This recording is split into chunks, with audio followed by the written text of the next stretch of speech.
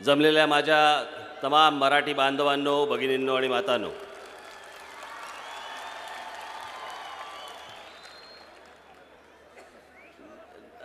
आता नाही दिसलो तरी ऐका.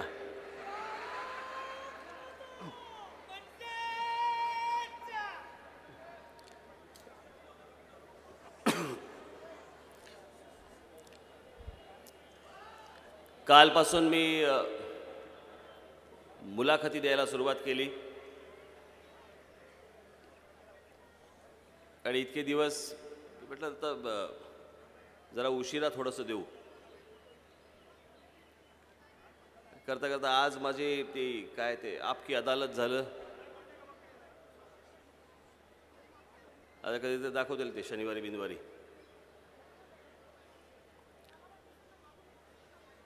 संपतच नाहीत प्रश्न. त्यांचं झालं ते दुसरे टाइम्स नाववाले आता उद्या सकाळी परत लागलेत माझे. दिवसभर बडबड बडबड बडबड बडबड बडबड करून बरं बोलताना चुकाही होऊन चालत नाहीत.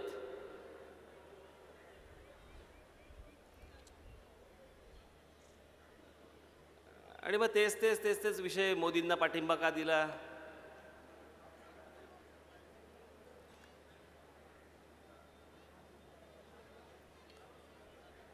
आता नुसतं पाठिंबा दिलाय ना मी. माझे खासदार निवडून येतील आणि ते नरेंद्र मोदींना पाठिंबा देतील हे मी त्या दिवशी 9 तारखेला सांगितलं. समजा मी असं बोललो नसतो, असं पकडा की समजा मी नरेंद्र मोदींना पाठिंबा देतो किंवा काही देतो, ते इथे माझ्या उजवीकडे बसलेले यांनी छळलं असतं की नाही मला. हे आमच्या इथे पत्रकार बांधव बसलेले आहेत. पत्रकार बांधवच आहेत ना. मग कोणाला पाठिंबा? आतून काँग्रेसला तर नाही ना.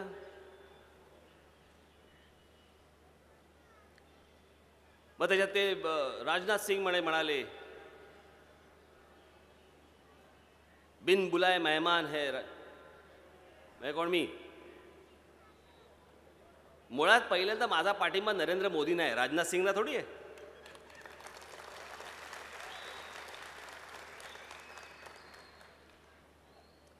बरं नरेंद्र मोदी काही बोलत नाही त्याच्यावरती. कालच्या त्यांनी आपकी अदालतमध्ये त्यांनी बोलताना सांगितलं की मला कोणी पाठिंबा देऊ शकतो, मी काय करणार. ते बोलत नाही, तुम्ही कशाला बोलताय?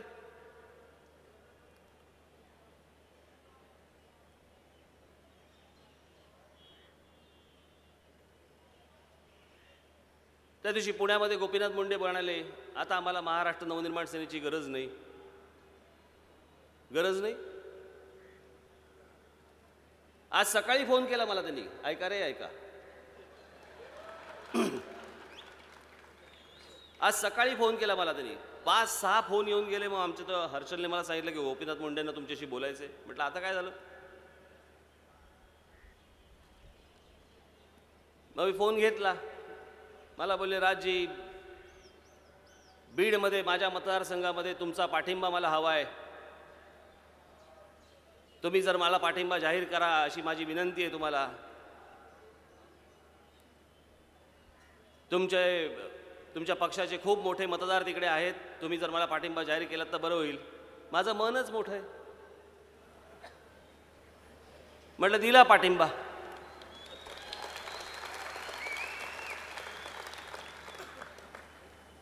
आत्ता पत्रक काढले मी संध्याकाळी आणि बीडमधल्या जे मतदार असतील, जे महाराष्ट्र नवनिर्माण सेनेचे मतदार असतील, जे कोणी पदाधिकारी असतील, त्यांनी गोपीनाथ मुंडे यांना पाठिंबा द्यावा, त्यांना मतदान करावं आणि त्यांना प्रचंड मतांनी विजयी करावं असं मी आवाहन करतो त्यांना सगळ्यांना. पत्रक तर काढलेलंच आहे.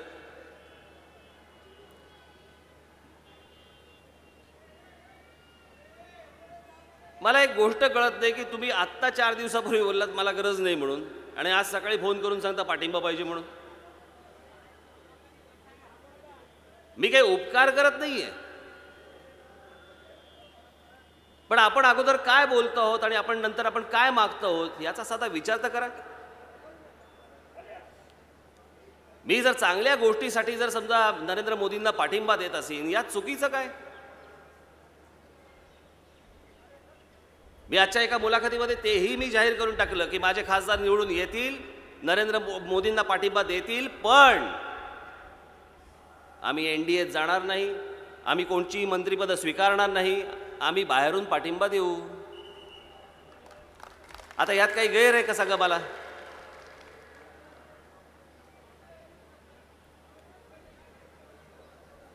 या सगळ्या जेवढ्या आज माझ्या मुलाखती झाल्या यातल्या एकाने मला विचारलं नाही की तुम्ही खासदार कशासाठी पाठवताय,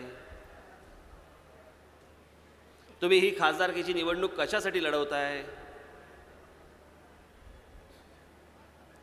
नरेंद्र मोदींना पाठिंबा वगैरे हा सगळा ठीक आहे भाग, जेव्हा माझी निवडून येतील त्यावेळेला पाठिंबा देतील, पण मुळात मी निवडणूक का लढवतोय, मी ही खासदारकीची निवडणूक का लढवतोय याच्यापैकी एकालाही प्रश्न विचारावासा वाटला नाही, कारण इंटरेस्टच नाही. आत्ताही मी तुम्हाला सांगतो, आत्ता मी जे काही पुढे बोलीन यातला एक चकार शब्द उद्या लिहिला जाणार नाही. आत्ता फक्त एवढंच असेल, गोपीनाथ मुंडेंनी पाठिंबा मागितला.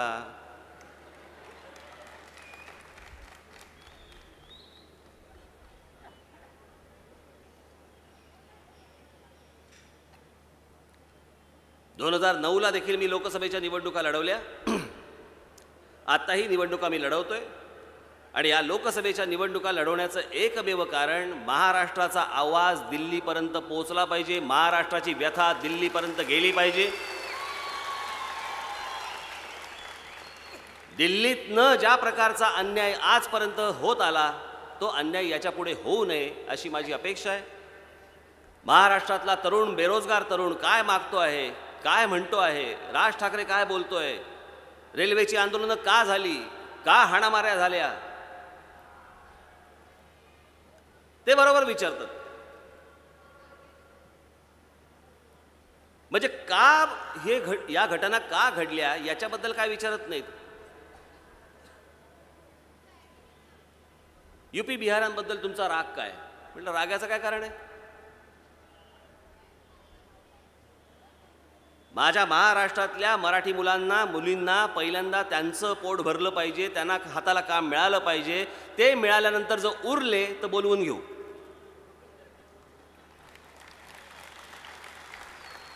पण यांच्या हाताला काम नाही, हे वणवण फिरतायत. आणि जेवढ्या कंपन्या येत आहेत, जेवढे उद्योगधंदे येत आहेत, त्याच्यामध्ये देखील बाहेरून जर माणसं येऊन जर तिकडे काम करणार असतील, मग या पोरांनी काय करायचं.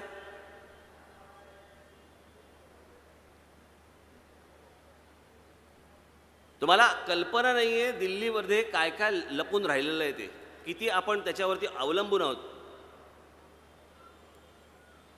म्हणजे मी तुम्हाला एक साधी फक्त एक गोष्ट तुम्हाला सांगतो. मी मध्यंतरी एक ट्रॅफिकचे कमिशनर होते, मी त्यांच्याशी सहज बोलता बोललो, म्हटलं अहो काय चाललंय म्हटले मुंबईमध्ये, कोणी कुठेही गाड्या पार्क करतंय, कोणी कुठेही कशाही गाड्या चालवतंय, म्हटलं कोणी सिग्नल पाळत नाहीये, अंधाधुंद. म्हटलं एक 10-15 वर्षापूर्वीपर्यंत रात्री साधारणपणे 12 वाजता जरी सिग्नल चालू असेल तरी मुंबईमध्ये गाड्या थांबायच्या रात्री. आता दुपारी 12 वाजता पण थांबत नाही, सिग्नल लागला तरी भरकन निघून जातात. मी म्हटलं हो तुम्हाला हायवेवरती कसेही म्हटलं ते ट्रक चालवत असतात, कशाही गाड्या चाललेल्या असतात, त्याच्यामध्ये म्हटलं माणसं दगावतात, त्याच्यामध्ये ॲक्सिडेंट होतात, अनेक कुटुंब उद्ध्वस्त होतात. म्हटलं या सगळ्या याच्यामध्ये जर समजा चुकीचं कोणी काही करत असेल, चुकीचं समजा कोणी गाड्या चालवत असेल किंवा काही असेल, मी म्हटलं यांना हेवी पनिशमेंट का नाही होत.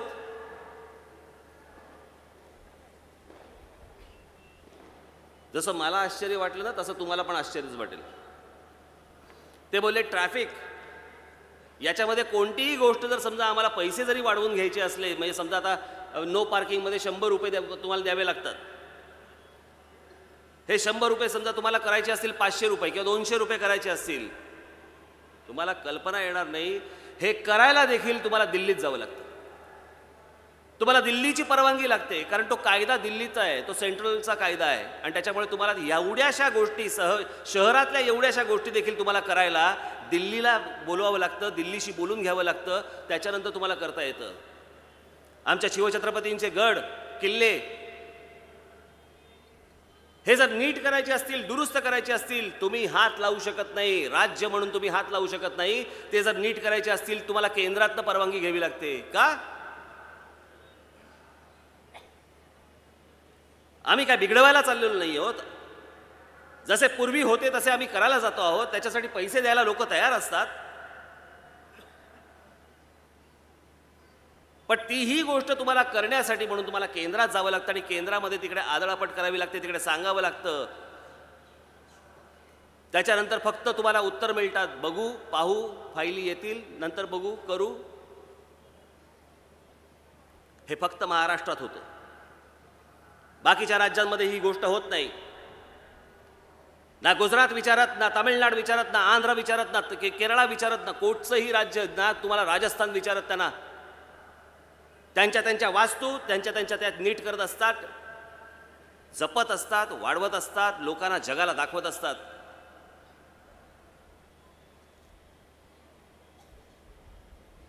आमच्या या शिवछत्रपतींनी जे उभे करून ठेवले, स्मारक बांधतात समुद्रामध्ये. अहो, आमचे गडकिल्ले जपा ना, ती खरी स्मारक आहेत.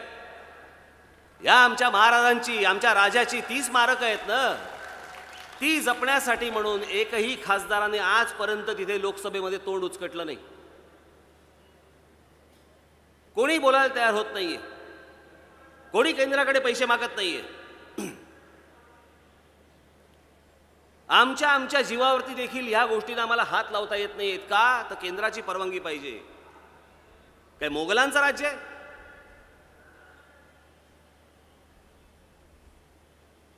ही आमची अस्मिता, हा आमचा ठसा.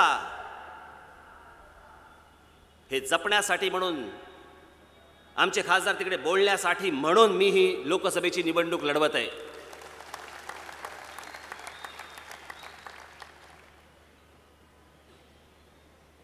महाराष्ट्रामध्ये नोकऱ्या जन्माला आल्या तरी हे ट्रेन भरभरून इकडे येणार आणि इकडच्या नोकऱ्या त्यांना मिळणार, तुम्हाला नाही मिळणार. याच्याबद्दल केंद्रामध्ये रेल्वे खात्याला किती वेळा निवेदनं द्यायची, किती वेळा सांगायचं की आमच्या महाराष्ट्रामध्ये जर नोकऱ्या निर्माण होणार असतील तर ते आमच्या मुलांना मिळाल्या पाहिजेत. याच्यासाठी बाहेरून लोक काय येत आहेत? हे सगळं सुरू कुठून झालं? एके दिवशी मी वर्तमानपत्रामध्ये फोटो पाहिला. ठाणे, कुर्ला या सगळ्या रेल्वे स्टेशन्सवरती हजारोने माणसं रेल्वे स्टेशन्सवरती झोपली आहेत. त्याचा एक फोटो आला. मी बघितला, फोटो बघितला, म्हटलं ही एवढी माणसं रेल्वे स्टेशनवर का झोपली आहेत? मग खाली त्याची बातमी वाचली की ही सगळी मुलं म्हणे उत्तर प्रदेश आणि बिहारमधनं आली होती. का? रेल्वेच्या परीक्षा द्यायला. मला एक सेकंद असं वाटलं की रेल्वेच्या परीक्षांचं मेन बोर्ड इकडे आहे की काय. विचारपूस केल्यावरती कळलं महाराष्ट्रामध्ये नोकऱ्या उपलब्ध आहेत. त्या मिळवण्यासाठी ते तिथून ट्रेन भरून इथे आले आहेत. झोपायला जागा नाही म्हणून सर्व रेल्वे स्टेशन्स बंद पडलेली आहेत कारण ते झोपलेले होते. हे तिथून हा सगळा प्रकार सुरू झाला. मी आजच्याच माझ्या मुलाखतीमध्ये मी तेच सांगितलं आहे. पंडित जवाहरलाल नेहरू मतदारसंघ उत्तर प्रदेश, इंदिरा गांधी मतदारसंघ उत्तर प्रदेश, लाल बहादूर शास्त्री मतदारसंघ उत्तर प्रदेश, विश्वनाथ प्रताप सिंह मतदारसंघ उत्तर प्रदेश, राजीव गांधी मतदारसंघ उत्तर प्रदेश, सोनिया गांधी मतदारसंघ उत्तर प्रदेश, अटल बिहारी वाजपेयी मतदारसंघ उत्तर प्रदेश. उत्तर प्रदेशमधनं आजपर्यंत इतके जर पंतप्रधान झाले तरी तिथला माणूस नोकरीसाठी बाहेर का जातो आणि दुसऱ्या राज्यांना ताप का देतो?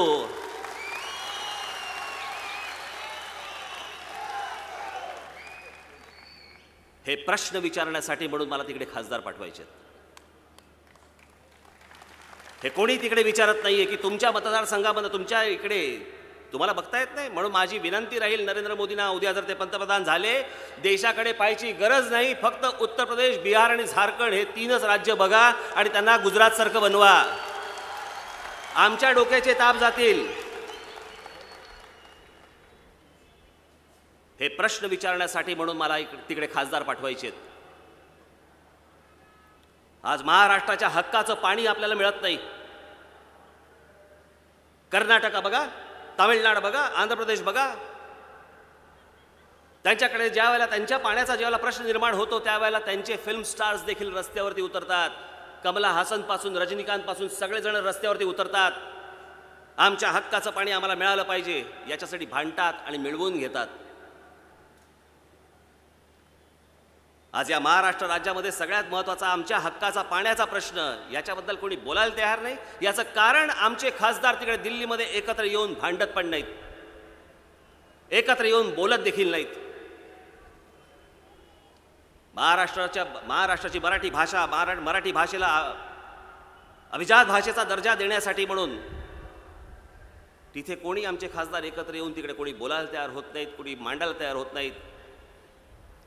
कर्नाटक तुमच्या केरळामधले खासदार बघा, केरळामधले खासदार एकत्र येऊन त्यांनी त्यांच्या भाषेला अभिजात भाषेचा दर्जा मिळवून दिला. तामिळनाडूमधले सगळे खासदार एकत्र येऊन त्यांनी त्यांच्या भाषेला अभिजात भाषेचा दर्जा मिळवून दिला. आमची ही मराठी भाषा इतकी पुरातन इतकी जुनी भाषा अजून तिला अभिजात भाषेचा दर्जा मिळत नाही. ही आमच्या खासदारांची हार आहे आणि आमच्या मराठी भाषेला अभिजात भाषेचा दर्जा मिळवून देण्यासाठी म्हणून मला तिकडे खासदार मला पाठवायचे आहेत.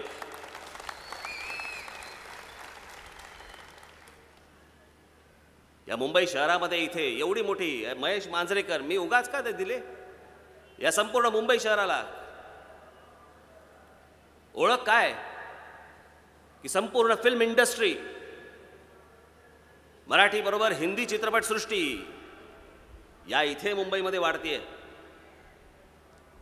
पण ती इकडे वाढत असताना त्याचा जशा प्रकारचा ठसा उमटायला पाहिजे.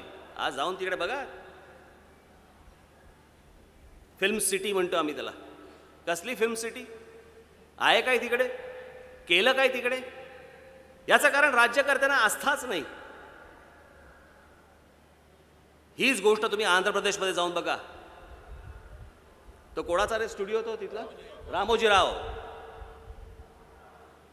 केवढा मोठा स्टुडिओ त्यांनी तिकडे उभा केला आहे, केवढ्या सगळ्या त्यांना फॅसिलिटीज तिकडे मिळत आहेत, केवढ्या गोष्टी आहेत. त्यांच्यासाठी वेगळे रस्ते बांधले जातात, त्यांच्यासाठी काय काय दिलं जातं. आज इथून लोक उठतात आणि तिकडे जाऊन शूटिंग करतात. पण आमच्याकडे या फॅसिलिटीज देता येत नाही कारण आमच्या राज्यकर्त्यांना माहितीच नाही. आज तिथे किती मोठ्या प्रमाणावरती रोजगार उपलब्ध होऊ शकतो याचा आम्हाला अंदाजच नाही आहे.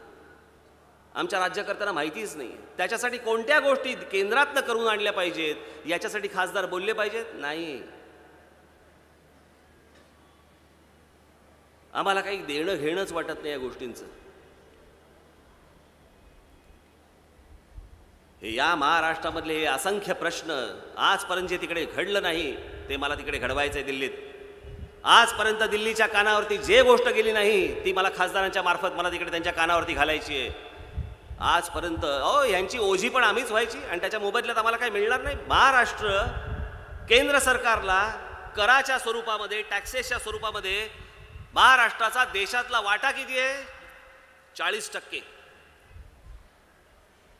आज महाराष्ट्रामध्ये सगळे जे काही नोकऱ्या करतात, उद्योगधंदे करतात, जे काही करतात त्याचा संपूर्ण जो काही वाटा जातो तो केंद्राला किती जातो? 40%. मी आत्ता विसरलो तो पेपर आणायला. वर्षाला त्याच्या मोबदल्यात दिल्ली महाराष्ट्राला किती वाटा देतो? जो काही सर्व राज्यांमधनं जो काही वाटा जातो त्याच्यातनं सर्वात जास्ती 40% वाटा हा महाराष्ट्रातनं जातो. महाराष्ट्राच्या वाट्याला किती वाटा येतो? 5%. तुम्हाला फक्त 5% मिळत आहेत. आणि सर्वात जास्ती कमी ज्या राज्यांमधनं सर्वात जास्ती कमी कर दिला जातो ते उत्तर प्रदेश, बिहार, झारखंड सारखे प्रदेश. किती वाटा जातो त्यांना? उत्तर प्रदेश 19%, बिहार 20%, अजून कोणाला तरी अजून काहीतरी टक्के.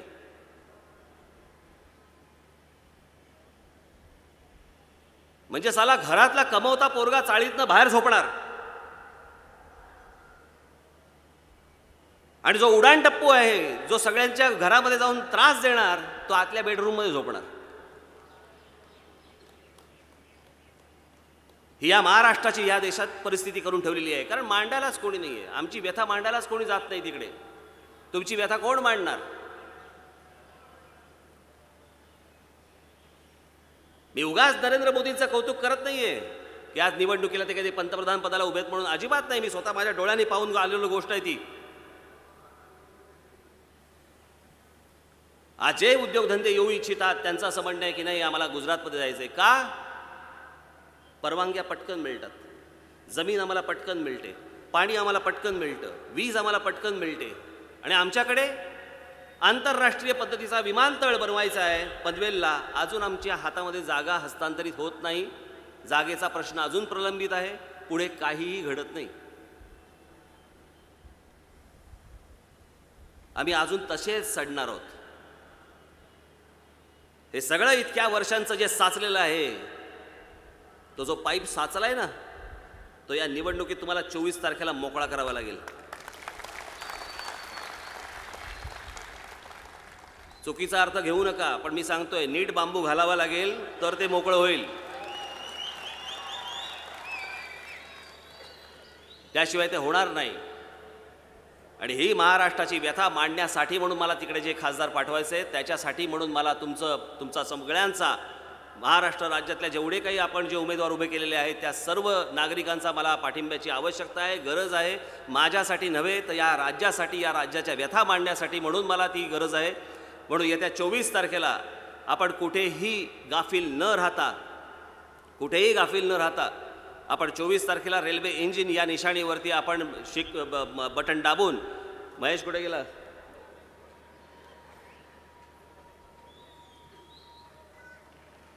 महाराष्ट्र नवनिर्माण सेनेच्या सर्व उमेदवारांना आणि महेश मांजरेकर यांना आपण प्रचंड मताने विजयी करावं असं एक आवाहन करतो आणि आपणा सर्वांची मी रजा घेतो.